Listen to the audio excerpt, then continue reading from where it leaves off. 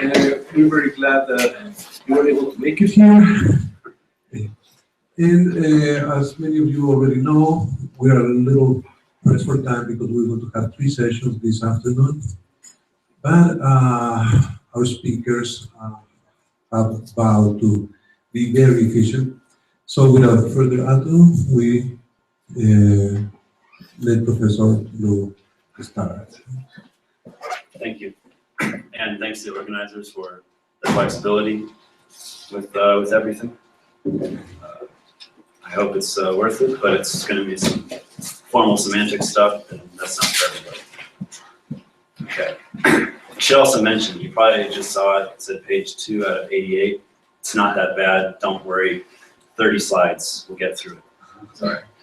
The plan right now is I'm going to talk a bit about the meaning is use view. I'm just going to introduce it. I'm going to treat it like a black box for the rest of the talk. I'm going to, on the basis of the meaning is use view, I'm going to look at 2 explications of it in formal terms, the proof theoretic semantics and the game theoretic semantics. And then I'm going to consider whether a logic that Jaakko Hintikka came up with is motivated also from meaning is use and therefore poses a problem for proof theoretic semantics.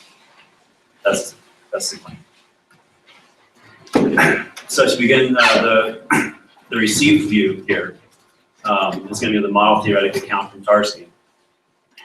On that account, a sentence phi, in quotes, is true if and only if phi. This gives us compositional meaning in the sense that the connectives follow the satisfaction definition. So the sentence phi and psi is true if and only if phi and psi, and so on. Of course, these are called T sentences. They relate very obviously to Tarski biconditionals, which are used for Tarski's theory, formal theory of truth. And that gave rise to Dummett's criticism of the model theoretic view of meaning. He thought that it was disconnected from speech behavior. And he thought that the root of the problem is that if you use, or in any analysis of meaning or truth, you need to take one or the other as your, as the basis of your analysis. And here, as I said, it's supposed to be a theory of meaning and a theory of truth. It's doing both at the same time. According to Dummett, problematic. And the reason why is, if you take truth as given, you have to clarify how truth makes sentences meaningful. And that's kind of left undone by these sentences. They just say, if they're true, then the sentence is meaning.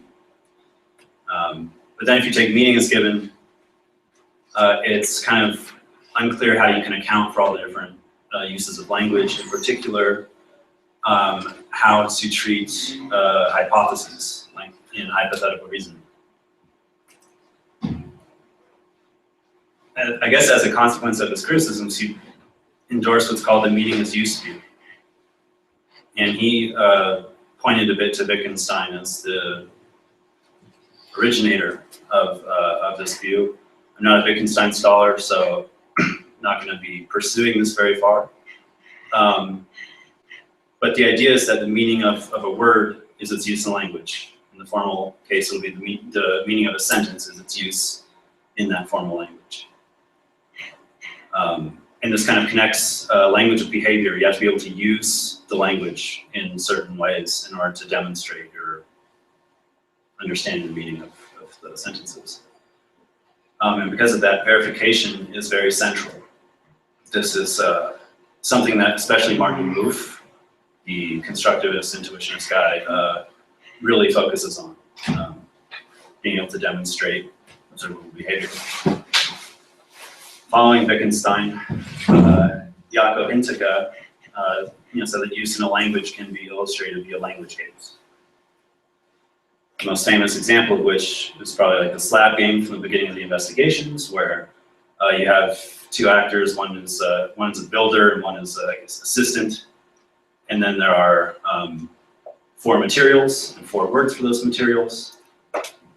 When builder needs a new material, he yells the word for the material, and assistant fetches it. So the idea is that assistant has kind of demonstrated his understanding of that call by behaving in an appropriate way. I guess we can, supposedly, we can think of all uses of language as language games. The actions provide a context in which the words of the language have meaning. And yeah, again, as I said at the end, to truly understand a linguistic item, you must be able to do something with it. That's sort of the So one way that Dummett, Province, and Martin Wolf have tried to make meaning as use precise in a formal setting is via what they call proof-theoretic semantics, which on the face of it doesn't make any sense, because proof theory normally does not involve semantics. But leaving that aside, I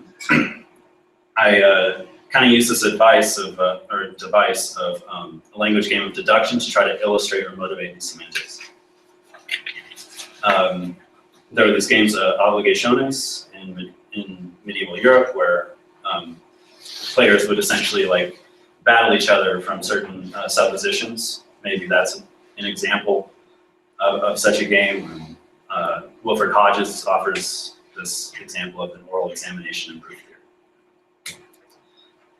The idea is that you have an assertion, which it can be either a premise or a conclusion of logical inference, and then you have the propositions which you can derive via inference rules from them. And you connect assertion with knowledge. So when you assert phi, it's the same as saying, I know that phi. This is largely following Martin Wolf. And then a proof is what makes a proposition known on this account.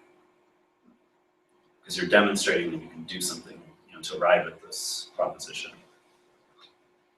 But the meaning of a sentence phi is not the proof of phi.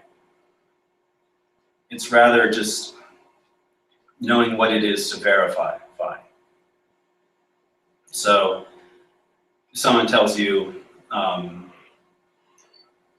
there is a white raven, what that means is, you could go out in the world and go and find a white raven. You can verify that it's true. And so that gives us a more nuanced account of meaning than just having truth conditions, which are bivalent. This is finer, whereas the truth conditions are coarser. But of course, proofs make essential use of the logical constants. And so the idea is that if you can give the meaning of the logical constants, you can fix the meaning of a large part of your language. And in the formal setting, you'll be able to fix the meaning, essentially, of your language. And these guys attempt to do that by identifying the meaning of logical constants with their introduction rules, typically in Gensen-style sequence calculus or natural deduction or something. So in particular, like a verification of the proposition if phi then psi is a hypothetical proof that psi is true, and the assumption that you have a proof for phi. Then modus ponens becomes very natural. You have if phi then psi with this meaning. Then you take an actual proof of phi, and then you use that to get a proof of psi. The other propositional connectives are pretty straightforward.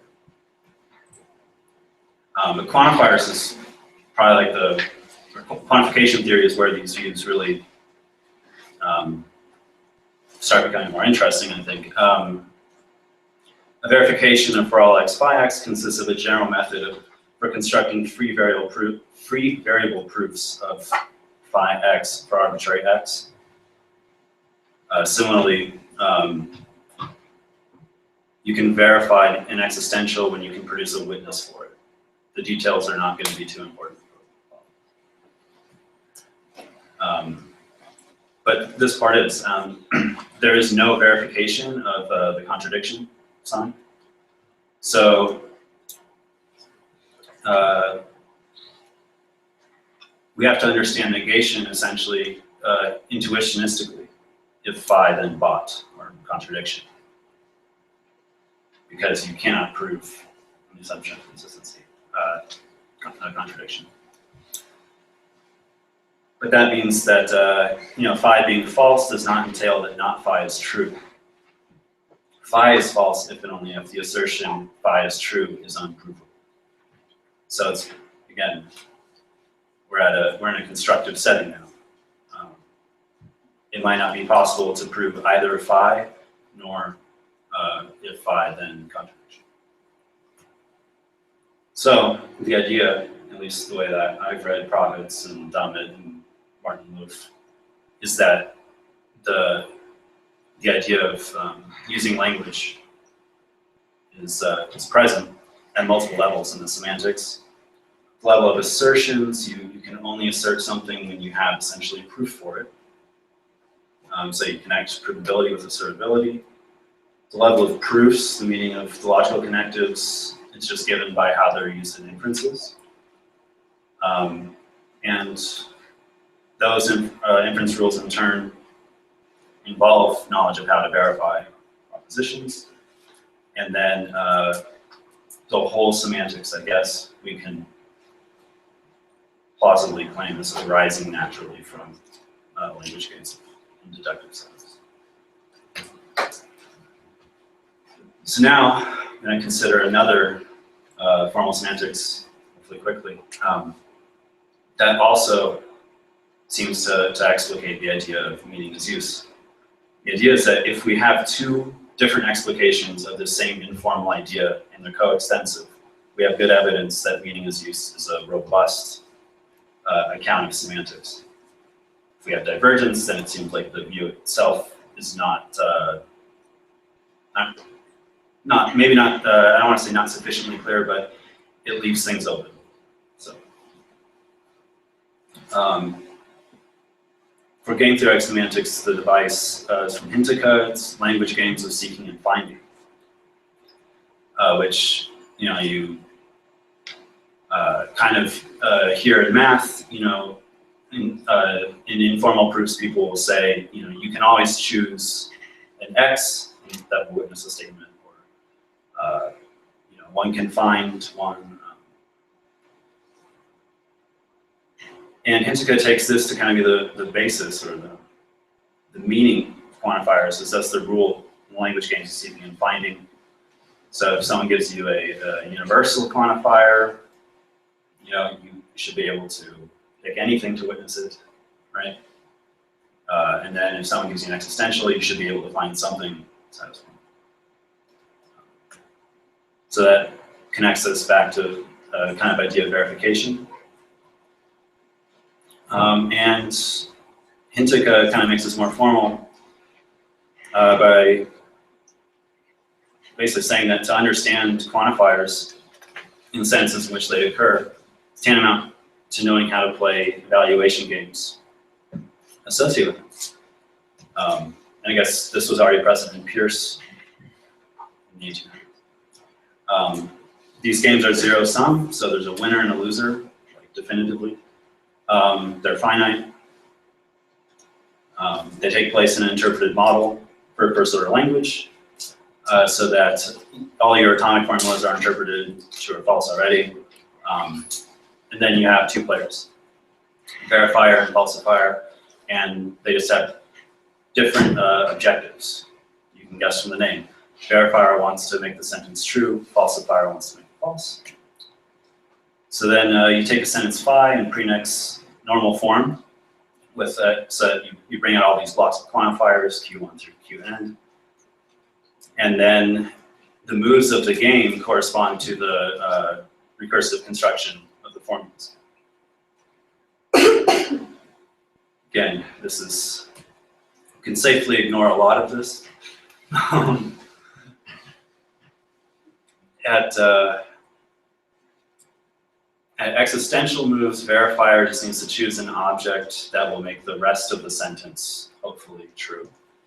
Verifier, when it comes to a universal, is just going to pick something with the object of making the rest of the sentence false. When there's a conjunction, falsifier chooses one, again trying to make it false. Verifier chooses a disjunct he or she thinks is going to be true. And then at negation, the players just switch roles until there's another negation or the sentence ends. And then you get to the bottom, you get to the atomic formulas, and then you choose ones that are true or false according to your interest. Verifier, the original, verifier wins if the resulting atomic sentence is true, falsifier wins if it's false. And then we have the notion of a strategy essentially from game theory. It's a set of functions which tells the player how to move given all the moves up to that point in the game. A winning strategy is one that guarantees a player a win in that game. So sentence phi is true in the model M if and only if the original verifier, in case there's a negation flip, if the original verifier has a winning strategy in the game of phi and M for all interpretations of M, all models. So then when one asserts phi, one makes a claim about the outcome of a specific language game, which is like the evaluation game determined by phi, namely that verifier will win that game. And if a player has one winning strategy, obviously the other one can't have one, right? It's a zero-sum game. But you can have multiple winning strategies depending on the sentence. So again, we have a finer grained notion than just truth values. And rendering it formally, the existence of a winning strategy because of functions, and they're dependent on values that are given to certain quantified variables. A strategy is just a complete set of Scullin functions for the formula. And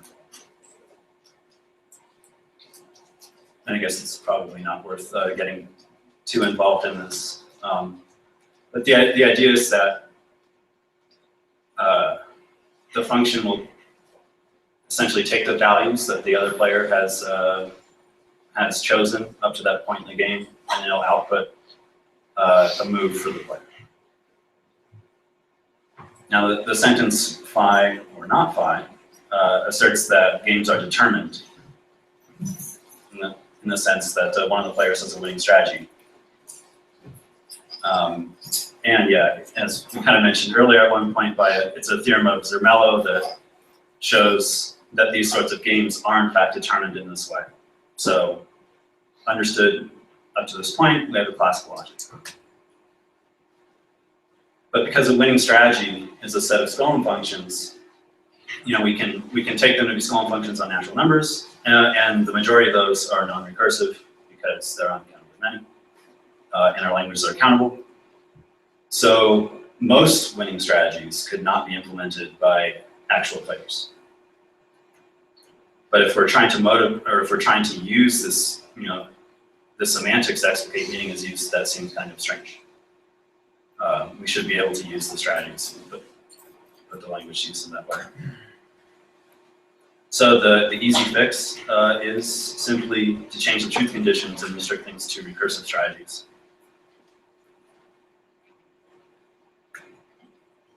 With that restriction, we lose determinacy because there simply are sentences for which there do not exist recursive winning strategies for either player. And then we again obtain constructive semantics. And in fact, we can actually say something a little stronger and say that proofs are propositions as recursive winning strategies are to games. And this is also interesting because the game theory semantics is more in line with what we traditionally consider semantics. You have models, you have games, you're choosing elements. And then the proof theoretic one, while it's still called semantics, it's still very syntactic in nature. So we have sort of counterparts explicating this idea of meaning as use. And we could take that as evidence for the adequacy of the meaning as use view in formal context. But Hintika, I guess, was not happy with that. And he took his game theoretic semantics very seriously, and he thought, well, if we have these games of perfect information, why don't we have games of imperfect information as well? And all that means is that at least one of the players does not have a record of all the moves in the game up to that point. And Hintica thought that it was a mistake on Frege's part to assume that logic was a perfect game.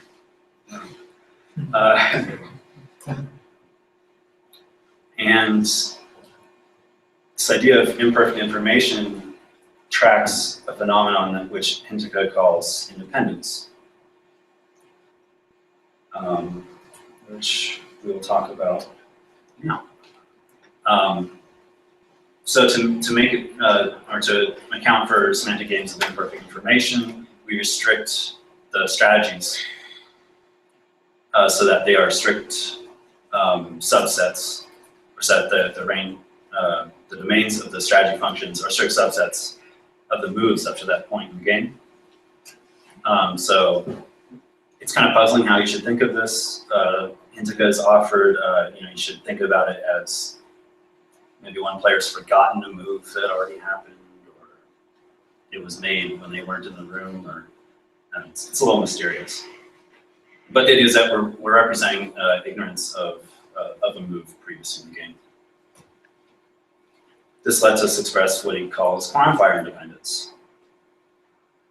So in first order logic, the standard logic, quantifiers are dependent in the sense that the value of the variable bound by the quantifier qi may change according to the variables bound by all the preceding ones whose scope falls under.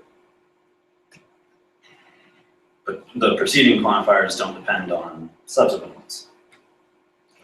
So in the sentence, for all x there exists a y such that rxy, y might take a different value depending on the value of x and what relation r is.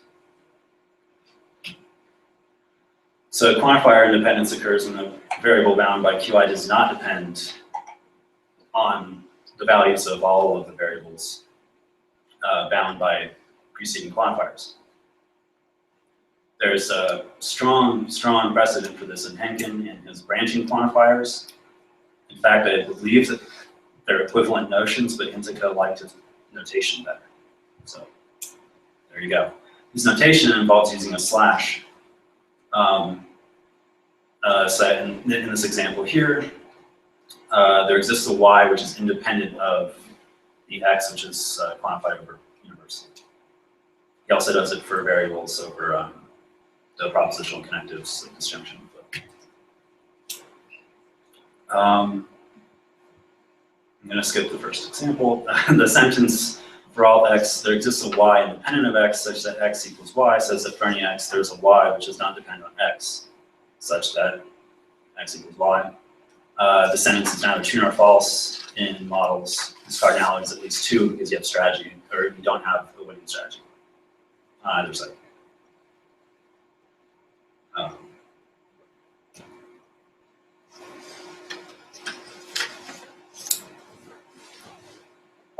So now we can revise our definition a bit. For all x, there's this y independent of x. For all z, there's this w such that psi x, y, z, w is true if and only a verifier has a winning strategy. The strategy function for the exists y move does not take falsifier's choice of for all x as an argument in the game. And then this is just kind of working out some of the machinery. The resulting logic is what Hintica calls independence-friendly logic. And it's supposed to be the one true logic. So as a consequence of the fact that you need these winning strategies, and the strategies are functions which are higher order objects, you're bumped into the existential fragment of second order logic. It's not surprising then that the validities of the logic are not recursively enumerable. Otherwise you would contradict this theorem by Trachtenbach. But what that means is that in independence-friendly logic, we cannot define the meanings of the logical connectives in terms of their inference rules. No set of inference rules will capture all of the IFL validities, like for the entire language. So now, by further gamifying the game theory of semantics, we seem to have arrived at a point of divergence. Because if independence from the logic is actually an explication of this idea of meaning as use, then the proof theoretic account has to be inadequate because it can't extend further. It cannot account for things that cannot be proven deductively. So I guess the question is independence from the logic actually, can we motivate independence from the logic actually from meaning as use? So is there an naturally occurring class of language games which it explicates, but which cannot be accounted for by the standard semantics? So Hintica has offered an example from the foundations of analysis. And I guess for interest of time, it's probably safe to skip it. The main point here is just going to be that the last sentence, you see that there's a delta greater than 0, which does not depend on the choice of A. And he thinks that you need that quantifier there, or that you need independence there. It's like, well, you can actually just bring it out of the scope of A. And that there are like so many like very mysterious examples where it's not exactly clear what limited or what lack of expressiveness in virtual logic is trying to bring out. And generally, quantifiers need only be ordered in particular ways to express independence unambiguously. And as far as sentences that are acceptable in the meaning as use view, it seems like the recursive game theory semantics is totally adequate at doing this. But I should say that Hintica does have some sentences which do seem to require this idea of independence. It's not clear that they have what's natural about them, but I also don't think that it matters. Because I think that recursive enumerability is just part of the idea of meaning as use, just as it turned out that constructive reasoning is. In fact, constructive reasoning and recursive enumerability are pretty closely related.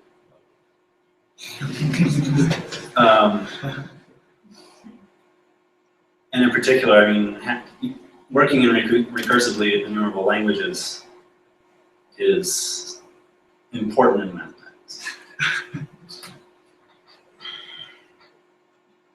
And I think that we have to be able to put logic or the full language to use in order for the logical notions to have meaning in this account. And having a recursively enumerable logic lets us do so in principle.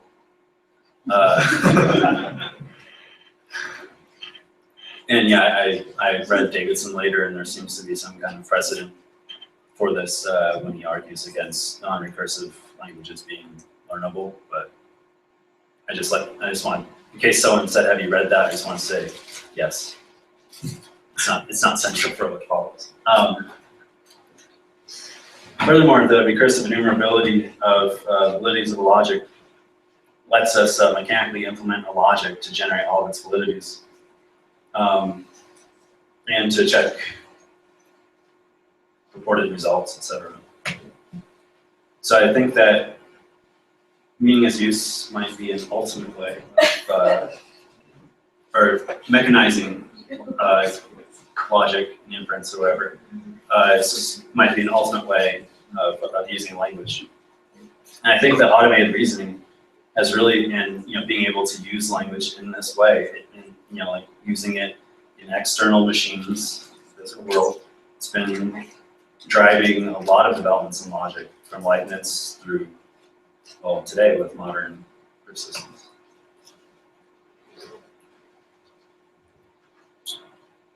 And yeah, it's axiomatizability, which lets automated theorem provers carry out language games of deduction without failing to account for any of that logic's validities.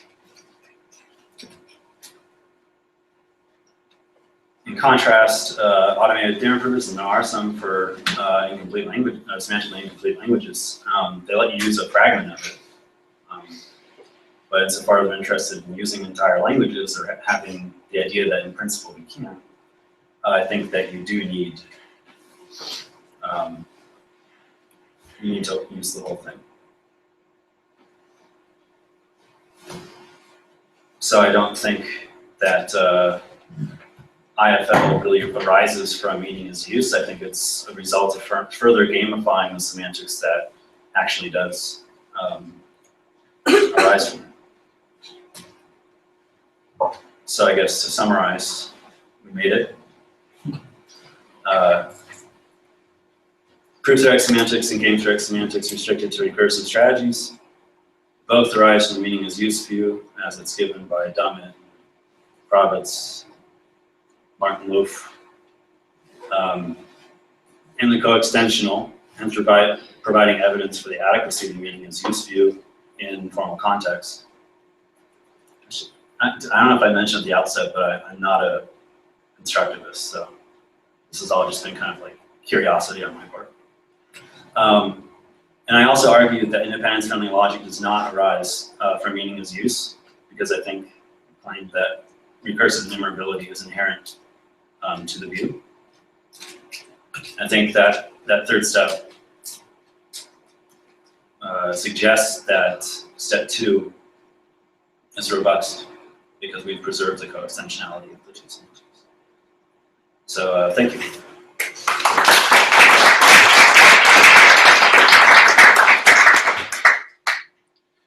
So now we'll go on to the comments. Okay, so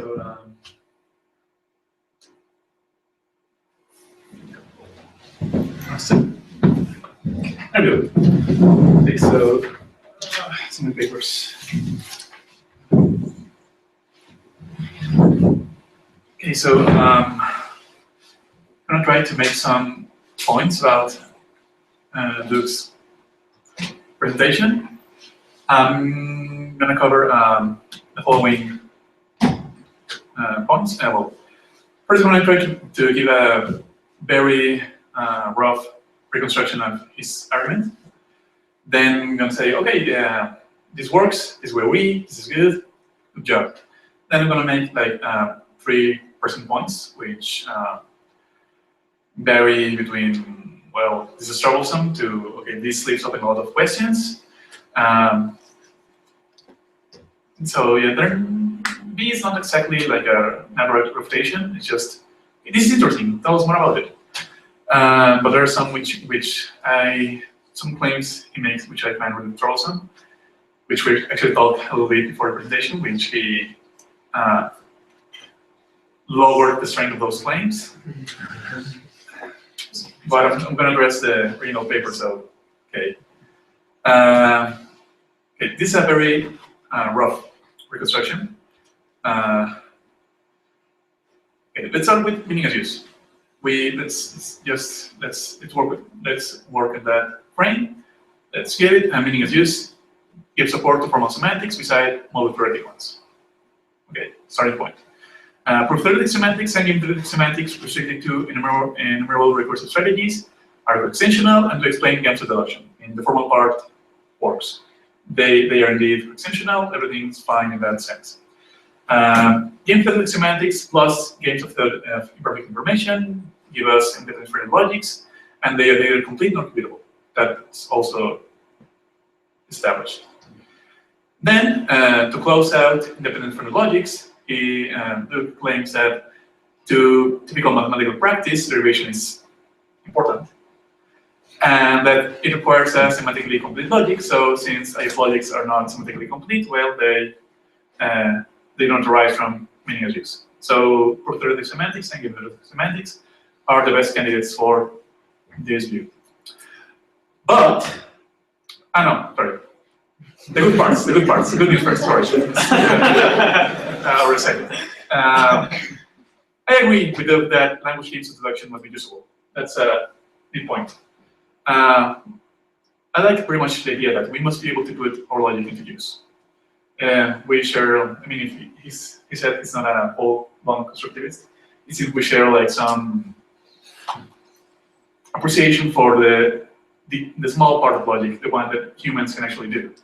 So keeping that in mind is a good thing for logic. Proof-theoretic semantics and restricted game-theoretic semantics by establishing precise, constructible, and therefore usable ways in which to do logic and mathematics both explicate a large amount of language themes of deduction. I mean, it's positive part of the presentation. I agree completely. I think it works. I think meaning as used does give a good grounding for proof-theoretic semantics and game-theoretic semantics. And since it's a type of use, it works under meaning as used. I mean, it's if one gives or buys the starting point of using meaning as used to inform us of our choices in formal semantics, then one can safely choose proof-theoretic or game-theoretic semantics under recursion. Okay, now we have the but. Since he's motivated by meaning as used, there's some tension between trying to block out IIF logics and the initial motivation, because I take meaning as used to be an explanatory stance, not a normative one. Meaning as used does not tell you how to restrict languages. It tells you, philosopher, stop, don't go bossing people around, go out to the world, step out of academia, work with your hands, ask people what they're actually doing, how they actually communicate. Don't try to, from your ivory tower, say what people can and cannot do. So I take that as a posture that goes against philosophy first. And my main point will be that, well, if you're motivated by meaning as used, and if that's our starting point, let's go all the way. And if when one takes meaning as used all the way, one will find pluralism in logics a very attractive stance, or one that one can easily be led to.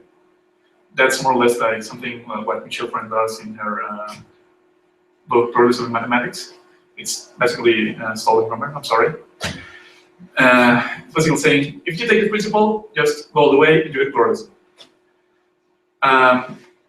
So my concern is that rather than having something inherent, games do not have this specific ruling or order.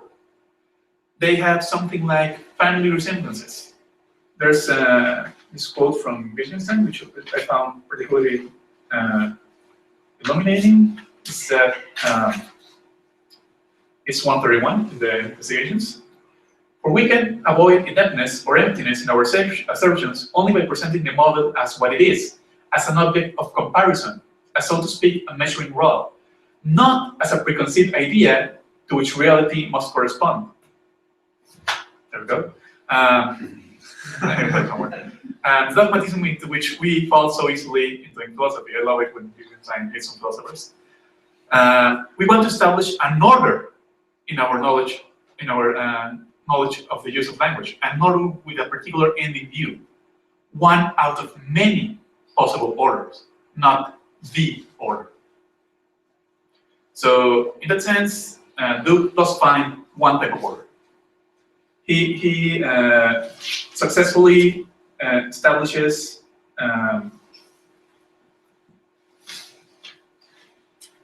one type of game, one type of proof, but there's also another piece, blame code from Wittgenstein, also from the investigations. It is as someone were to say, a game consists in moving objects about on a surface according to certain rules. And we reply, you seem to be thinking of board games. But there are other games. You can make your definition correct by expressly restricting to those games. So we change the quote from board games to, well, you seem to be thinking of computable games of deduction. But there are other games. And in that sense, I bring the authority of someone much smarter than me, the author from essentialcontext.com.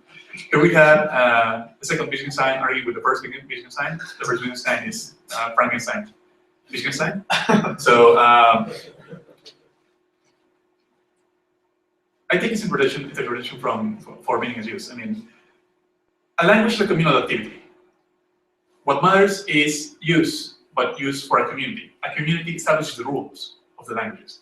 And it doesn't even do so consciously. Formal logics are like the one weird case where people set out to make the rules of the language before the language arose, and even then that's a bit questionable because those people were thinking about mathematics.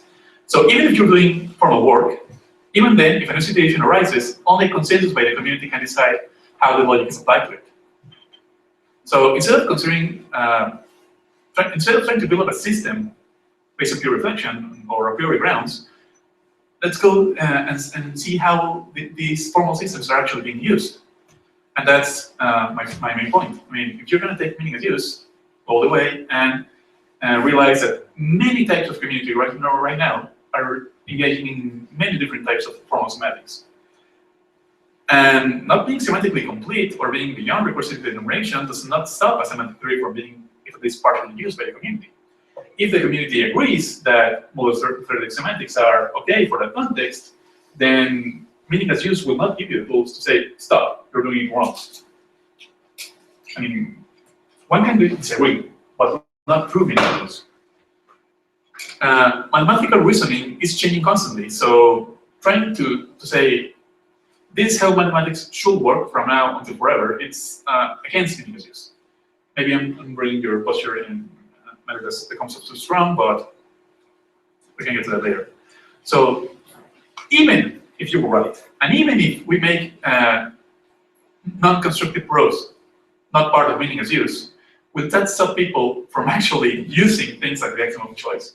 I mean, are you going to go to all these places that are using this obviously non-recursable axiom and say stop? And will they actually stop? That's because meaning as use has no normative power. It's not going to allow you to say you're doing it wrong, stop doing it this way, stop using this logic in this way, because well, they're actually using it in some sort of sense of the word use. And even if you disagree with the axiom of choice, which I do, that doesn't stop it from being meaningful. I can, for 5 minutes, when I'm trying to study some slam or something like that, put on my realist multi-threaded hat and work with the system. And I understand it. There's a meaning in there. I don't agree with its claims, but actually, in order to not agree with it, I have to understand it. So I'm conceding that it has meaning. So, taking the spirit of the philosophical investigations, the words proof, assertion, proposition, derivation, etc., they are being used in different ways by different communities.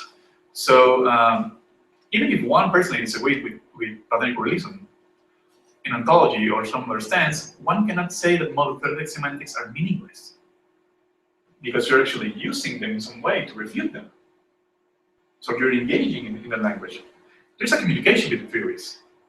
And thus, if one wants to explain the phenomenon of meaning, one has to embrace that there's multiple ways in which languages are used, and so one has to, or one arrives to pluralism, to the logical pluralism. Okay, that's my other point. This is more like a doubt, or something I'd like to clarify, that computers are amazing, they're raw, they're good. It's something we would like to work on more in logic. But it's important to remember that computing is not thinking. I'm sorry. You claim that automated reasoning is perhaps the ultimate way to put logic into use, as logic becomes embedded in physical activity initiated but not undertaken by human reasoners. So, well, just what does it mean to put logic into use, and why is this the ultimate way to put logic into use? And does it require for humans to actually understand the results? I mean, I already talked about my example from the paper. For brevity, I mean, if you just put two algorithms to play chess against each other, which you can use in the chessmaster program, are they actually playing chess in a way that we humans play chess? Or this what does it mean for a computer to use a language? And even if one agrees that meaning as use constrains you for recursively enumerable and therefore computable languages, assuming church Turing thesis, humans and physical computers still have limited processing capacity. So there are many problems which we know that are computable, but unimplementable. They're just too complex to actually use in a physical way. We can use them in a computational way, but they are still in the realm of idealization. So it seems that if one has a particularly strong weight on the word use, one still has to lower or restrict even more our requirements for use, because do you mean use potentially usable, or use potentially usable by physical creatures in this universe? So if you're against the abstraction, the model realist thinks about in that it's true in some way, I just cannot explain why it's true, but it's true. One has a similar problem. I mean, I could compute it. I cannot actually do it in this world, but theoretically I could. There's some tension in there. So if computers put logic into use, then language games of deduction as information processing must be valid games of deduction, since they are being used. But in the semantics this computer works on, phi doesn't refer to a proof or a game of phi, but to a collection of bits or a single bit, a binary digit. This makes it behave a lot closer to model theoretic semantics with binary values, because binary works. Switch 0 on or off. So if computers are one of the ways to put logic to use, then it seems one has to admit some sort of model theoretic semantics, even if one doesn't agree with faults and everything. And my final point. In page 13, you make some claims which I found startling about mathematical practice. You claim that mathematics proceeds from axiomatization of mathematical concepts to theorems by means of deductive logical inference, and we cannot extend over a certain complexity. And you claim that derivation is central to mathematical practice, and it requires a semantically complete logic to use. This is all on page 13 of your paper. But we have these two guys that set out to make a lot of classical implementations right, including David Gilbert, and your program is somewhat similar to the idea that we must always have a proof. So in that sense, Gödel and Turing stopped you before you even started.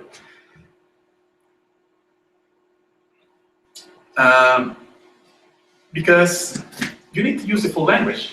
There's a tension here, because most mathematical practices occur in semantically incomplete systems. We know that from these immutable results. I mean, Gödel showed that most interesting or complex enough systems are semantically incomplete. So we are always going to use fragment. And again, even if one agrees with you, what power do you have to stop people from using plain arithmetics? Even if they're using fragments, are you going to go, oh, stop! Don't use plain arithmetics. They may be right, but they're incomplete. But I just want to make basic sums and divisions. Or you're stopping me. I can do this. And, well, but that's the subject matter of mathematics. If we are concerned by understanding how mathematicians actually work, we also have the other side of this problem, which is that the Einstein's problem, or the disability problem, shows that a lot of mathematics, including arithmetics, are incomplete and undecidable under algorithms, which is actually the one that puts you in a lot of trouble. But they are being used. We use arithmetics all the time. And maybe I'm just being unfair with you. Maybe you're thinking on a specific concept of use, but Wittgenstein is thinking on a very general, broad view of use. So let's sum it up. Proof theoretic semantics and restricted game theoretic semantics do emerge from meaningless use, and they do what you think they do. That's good. Proof theoretic semantics and restricted game theoretic semantics are computable and transactional, which are spherical polyms. I mean, they are good, but they are not necessary.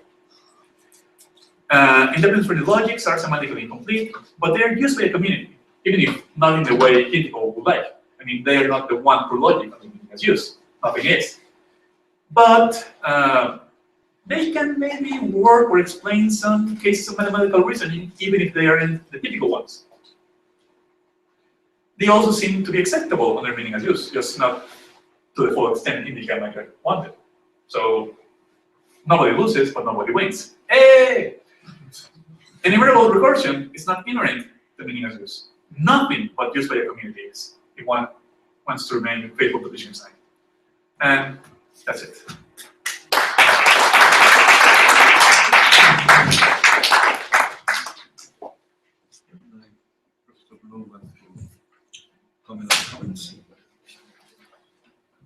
Okay, so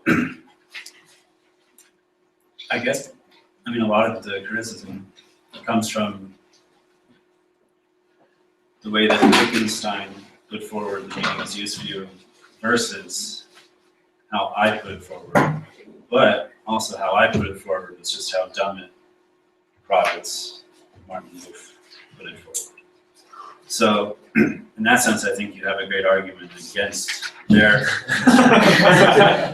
but yes, call it meaning as use to, whatever, but I mean, the way that they, you know, that they took that idea and then added these requirements of verification, I think motivates a lot of the properties that I talked about. So yeah, no, I actually really like these points about the actual meaning as use view. Can you go to the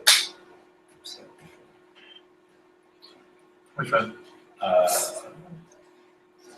think this summary.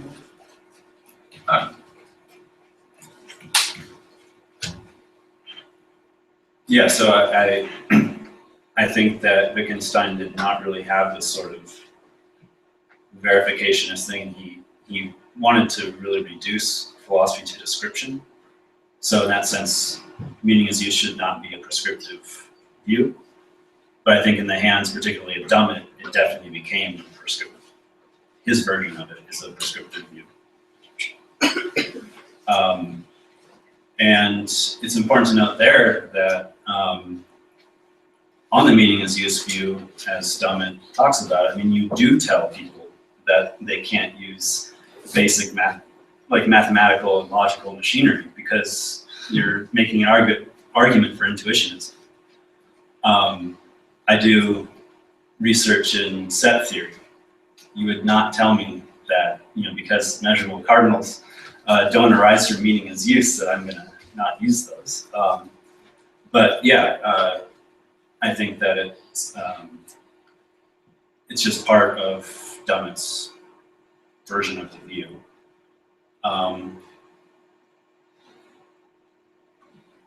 And let's see. What do you mean by the ultimate way to put logic? Oh, yes. And it's actually a really good question. And in a sense, you could probably tell as I was talking that use was a very in principle kind of thing. You know, in principle, you could, you know, you can decide, or you know, you can prove these sentences or these ones. In actuality, that might not be the case. And you are using use as sort of like actual, say realistic. Implementable. Yes, implementable. And that's an interesting further restriction, which I have to think about how that restriction really affects the view, because then it might actually turn into something I wouldn't want it to be, which is namely that you can only ever put a fragment of a language to use at a time, which is precisely what I didn't want to do. And that's why I said that the even higher order proof assistants don't let you use the language, they let you use a part of it, but because there are sentences which occur outside of what you can prove in it, you know, those things won't have meaning. And so if I let go of use in principle, then I'm in that position. And then as far as mechanizing or reasoning being the ultimate way of putting our logic or our formal language to use, now it just strikes me as an intuitive thing. Not everyone wants to be a cyborg. Not just Yeah, it's not about becoming a machine. It's really about the you know, the interaction that people now have with, you know, their proof assistants and being able to account for that activity. And it's a way to kind of supplement the normal human use of the language. And when you are using the recursively enumerable logic, there aren't a priori boundaries to that, whereas in the case of the higher order systems, there are. And a lot of people point to Turing's analysis of computability as like one of the high watermarks of logic. So I just felt like there was something there about being able to I share your intuition. In use. I share your intuition. I mean, I'm a science fiction fan, so I'm totally okay with augmenting our information processing capacity with machines, but it may not be as intuitive to people who have not been sufficiently brain damaged by science fiction. By science fiction. So yeah, I guess to summarize my response, it would be like, actually, if we do follow Wittgenstein the way that I think you rightly point out, and this would also explain why Dummett does not rely heavily on Wittgenstein. He mentions some nice quotes, but then moves on. But if you do rely on his view, then you should be way more democratic with your with the systems that you allow.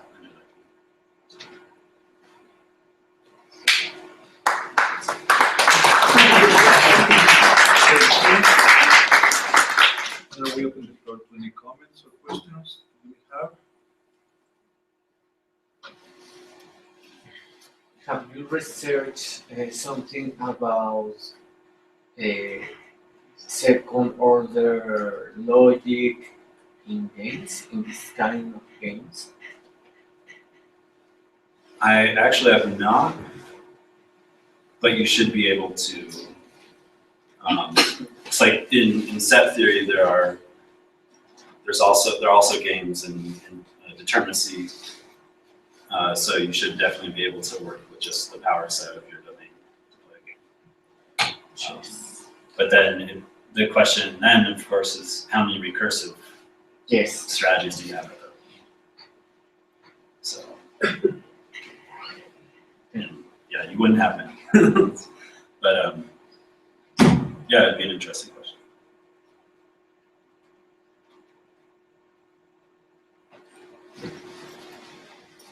I have a very naive thing.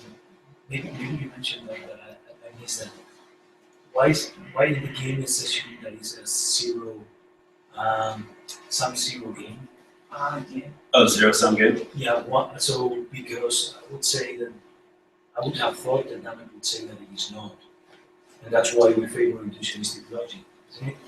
Or I'm taking something wrong. So how do we assume that we're fighting about conjecture, and you go for yes it is, no it is. Yeah, then Or John was brave, the Dummett example, so John was brave, so you go for yes, then we find okay. How can we assume that? Where does this assumption come from? Well, the framework considered. I guess, Hintico was involved. I don't know if he actually did the first game theoretic semantics. The idea's probably been around for a while, but the idea there, like originally it was a classical setting. So the zero-sum assumption was obvious. And then when you move to the constructive setting, all that you do actually is you put restrictions on the strategies, and then you can still have it be a zero-sum game, but you might not have the strategies that you need for the sentence for either player. That's, I don't know. You can In a technical term, a zero-sum game is one in which one player wins if and only if the other loses the same amount. So if you sum the resulting payment schema, you get zero. That's what we call zero-sum game. The difference is in a decidable semantics, one player always wins and one player always loses. What happens in a constructive semantics in which there are statements which can either be proved or falsified, you get ties. but ties are 0,0, so they steal some 0. And how about if I can, so in reductionistic semantic, you can lose, but that can be the case that I don't win. No. In reductionistic logic, yes. I mean, the fact that I saw that you're wrong doesn't prove that I'm right. So that means that's not zero-sum game. No, because you're the falsifier. You win by making my claim false. If in reductionistic logic, no. So the fact, so not P, so the fact that I show that you're wrong, so not P, doesn't entail P. That means that I win. No, you only win if you have a winning strategy. But that's, I haven't, so, okay, probably I haven't understood and there's some mistake in my reasoning. So I take the game to be this one. If I saw the P, I win. If you show that not P, I win. You win, sorry. Now, I show that not P, so that you're wrong. So you lose. That doesn't mean that I win. Because for me to win, if I understand things, would mean to have a proof of P, but not P doesn't make me a winner. So that seems to show, I don't know enough about this zero-sum game, that this is, I mean, I take it to be, per definition, a non-sum zero game. Because you lose, but I don't win.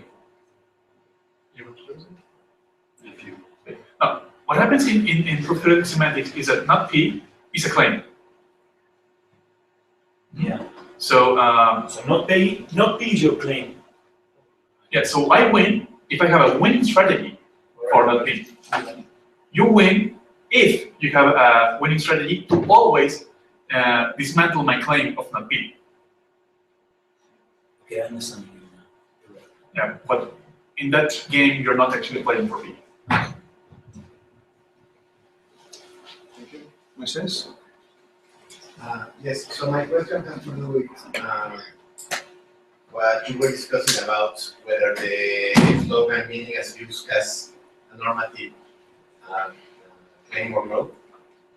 And from the standpoint of the history of philosophy, which we could get here and never leave this room, but it's not very clear to me that Wittgenstein actually makes the principle claims that there are no normative elements to that. And I mean, and one reason, just in general, one would think that that must be mistaken is because meaning does have a normative. Meaning as used does have a normative dimension. So, for example, if you are a kid and you're learning how to use a language, and you say something like food, pet, love, or something like that, your mom is going to say, I don't know what you want, or that's not the way to put it, or whatever, right? And that generalizes for a lot of claims in natural language and also in formal language. So I will give an example right now. It seems to me that part of the normative dimension that meaning as used has comes from the fact that you sometimes want to do certain things, right? So there are certain hypothetical imperatives that you want to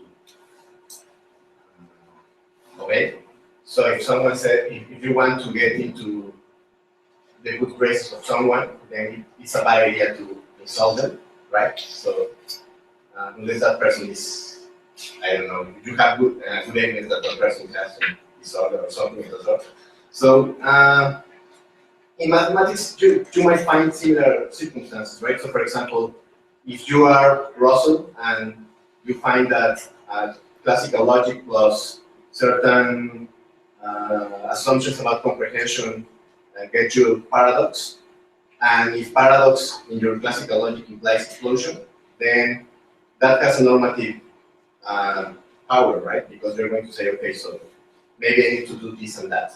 So there's a quick reading of what Douglas is saying, weaker than your strong criticisms, I think, which maybe was what you were discussing, what the strength of the normative claim, right? And that would be that if you want to do certain things with certain formal languages, then you better adopt some other principle. And there seems to be a lot of logical space opening in that where you can maneuver while holding onto a weaker version of the normative power of meaning as use. So I wonder what you thought about that. Both of you. Okay, at first I thought you were going to say that meaning as use does have a normative element, which actually was my second part, because I do mention that in the paper. It does have a normative statement, but on meta claims of how language is used. Like, it doesn't stop individual language games from being played, but if part of your use of language is to claim that your language is the correct one, then there's always the tension. It's a strange normative statement. It's basically, don't boss other people around, which is in itself bossing people around. It's a weird one.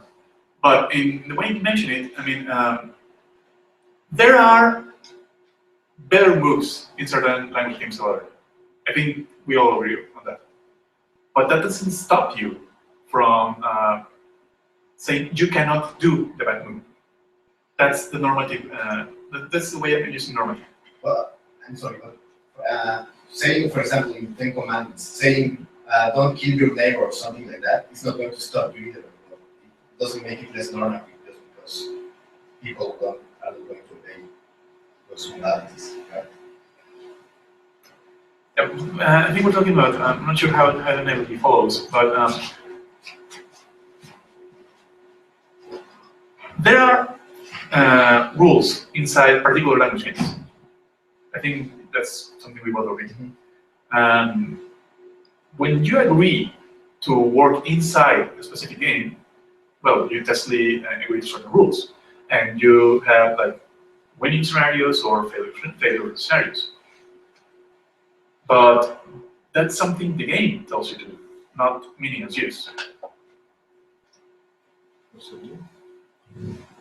Yeah, I mean, I don't know how normative you can read Wittgenstein in this way, but it seems like meaning as use does put restrictions on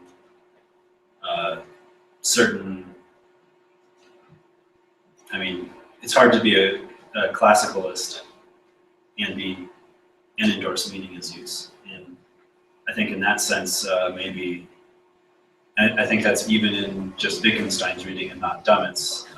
You don't have the realm of meanings to perceive and talk about, right?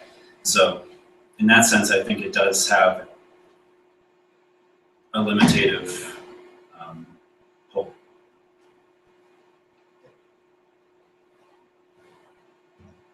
Well, this is actually a follow-up. It's about this sort of contradiction. In Wittgenstein, this slogan meaning is used is obviously normative, not good for meaning whatever. Also, there is this denial that, say, philosophers use words, these are words that, so there is this idea that philosophers, it's not proper use. It's empty, it's freewheeling, and so on and so forth. Why? If you're radical pluralist, it's not clear that it's not one use among others. So there's this distinction that you suggested between the meta claim and claims, but this is again very un-Wittgensteinian. So this is all very messy in this area.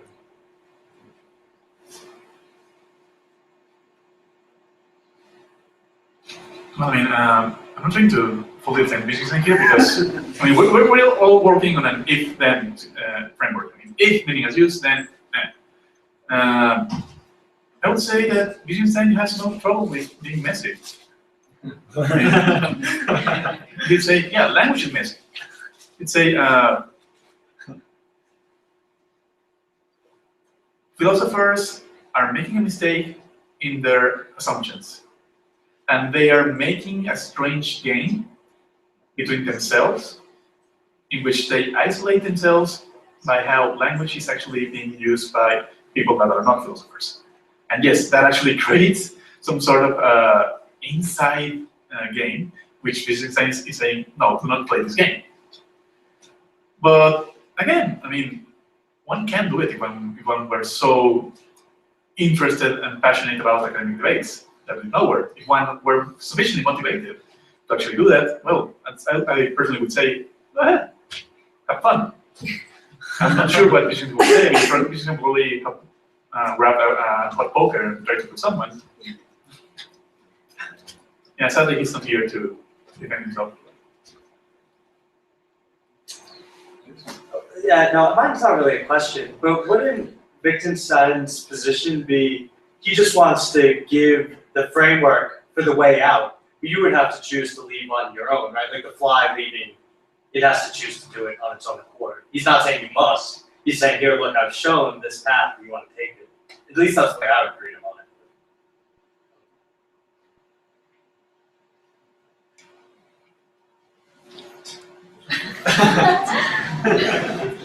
Okay. No comments or questions? Well, I believe our next talk will be in about 15 minutes. So we have a brief recess for coffee, and we'll continue at 4:30. Thank you very much, and let's thank our speakers.